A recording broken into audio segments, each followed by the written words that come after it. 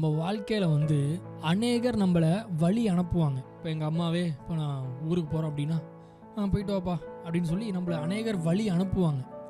ஆனால் நம்ம ஆராதிக்கிற ஆண்டவர் நம்மளை வழி அனுப்புவராக இல்லை, நம்மளோட வழி நடப்பவராக இருக்கிறார். ஆண்டவர் நம்மளை வழி அனுப்பிச்சிட்டு போயிட்டு வாப்பா அப்படின்னு சொல்லிட்டு அவர் அப்படியாப்பட்ட தேவன் இல்லை, நம்மளோடு நடக்கிற தெய்வம்.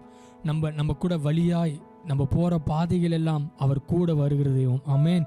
அதனால தான் நம்ம விசேஷித்தமானவர்கள். பெரிய பங்களா, பெரிய ஆஸ்தி, பெரிய பெரிய சொத்துக்கள் இருக்கிறதுனால நம்ம விசேஷித்தமானவர்கள் அல்ல. இந்த வானத்தையும் பூமியும் படைத்த ஆண்டவர் நம்முடைய கையை பிடித்து நம்முடைய பாதையெல்லாம் அவர் கூட வராரு பாருங்க. அதனால தான் நம்ம விசேஷித்தமானவர்கள். ஆமென். ஒருவேளை இன்னைக்கு நீங்கள் மட்டும் போனீங்கன்னு வச்சுக்கோங்களேன், ஒரு சாதாரண ஒரு ஆர்டினரி பர்சனாக இருப்பீங்க. ஆனால் ஆண்டவர் உங்களோட வந்தாருன்னு வச்சுக்கோங்களேன், ஆண்டவர் உங்களை எல்லா மக்களுக்கும் பயன்படக்கூடிய ஒரு பாத்திரமாய் ஆண்டவர் உங்களை மாற்றுவார்.